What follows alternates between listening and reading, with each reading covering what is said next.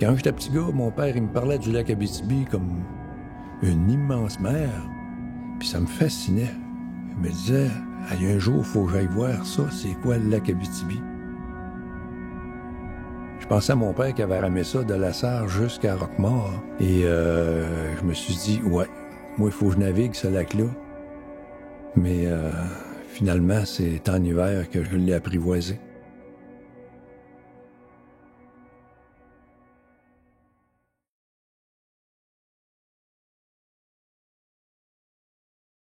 Parce que le lac Abitibi, c'est un lac qui est imprévisible. Une journée, c'est du bonbon, puis le lendemain, c'est une tempête, un blizzard, un white-out, ou un vent de fou qui fait passer le traîneau en avant de toi ou qui fait le virer à l'envers. Il faut toujours être prêt pour le pire quand on fait des expéditions comme ça.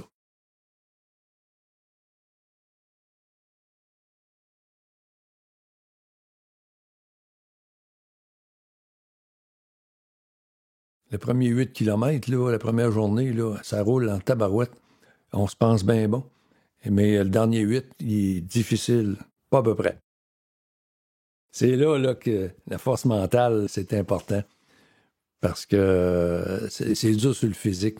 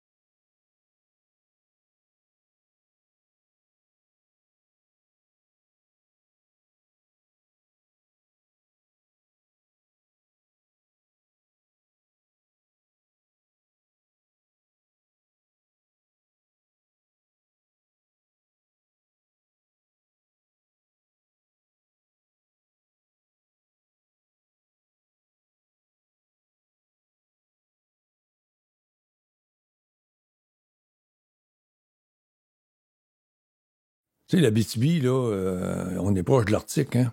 Il peut faire chaud, puis 24 heures après, là, une différence de 30 degrés, là. J'ai vu du moins 38, moins 39. Quand tu te réveilles la nuit, puis t'as un petit frisson, t'es pas habitué à ça, tu paniques un petit peu. Est-ce que je vais être capable de passer la nuit? Est-ce que ça va durer? Est-ce que ça va passer? Ben, finalement, tu bouges. Tu fais juste manger une petite bouchée de quelque chose, puis à un moment donné, oh, tu sens un petit courant chaud dans ton corps, puis des fois, tu réussis à te rendormir pour une heure ou deux encore. Puis c'est de même que la nuit se passe, quand tu fais très froid.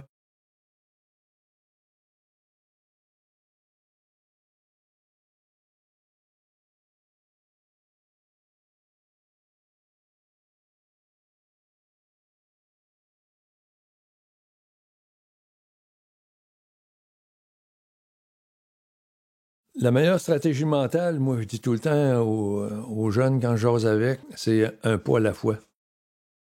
Parce que si tu te dis 12-15 km de fête la première journée, puis que tu te dis, hey, j'en ai encore 85 à faire, tu sais, si tu penses à ça, ouf!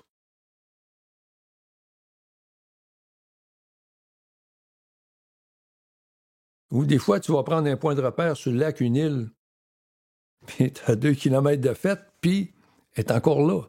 Puis t'en fais encore deux, puis elle est encore là. C'est dur sur le moral, ça.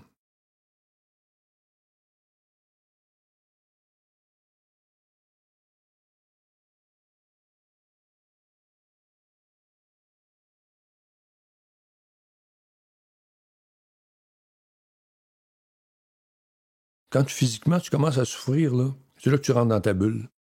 Et tu penses à toutes sortes de choses.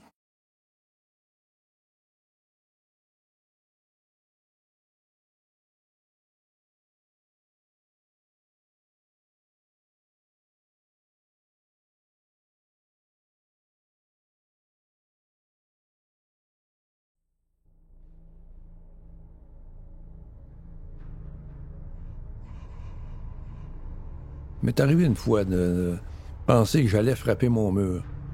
Je sais pas, j'avais l'esprit ailleurs, je jonglais. J'étais dans un état second, là.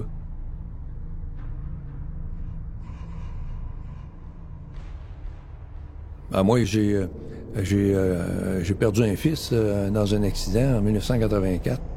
Et à un moment donné, il est arrivé. Il est arrivé, puis je l'ai vu devant moi, puis là, je me disais que je pouvais pas rester écrasé là, quand lui, il me disait, là, ah oui, vas-y, t'es capable.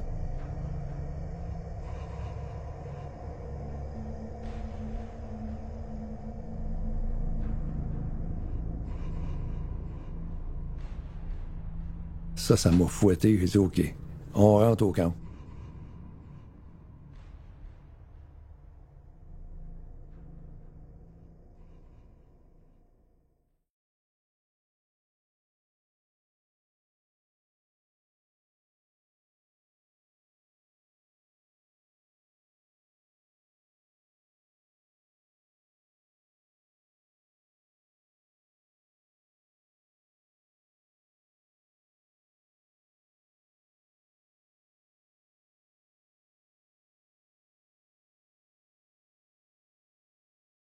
En expédition comme ça, attends-toi juste à une chose.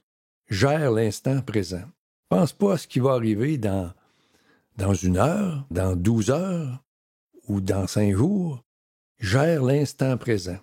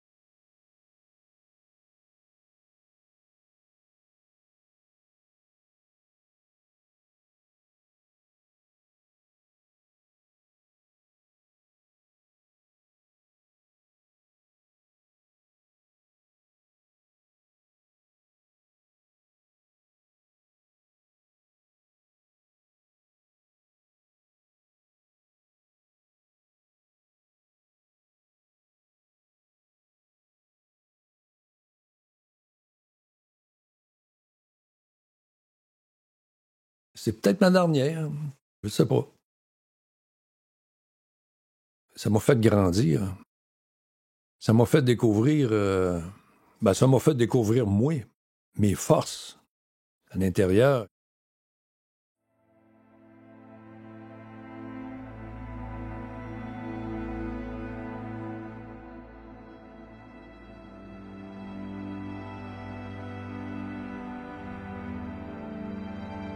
Ça aurait été une bonne partie de ma vie, quasiment un quart de siècle.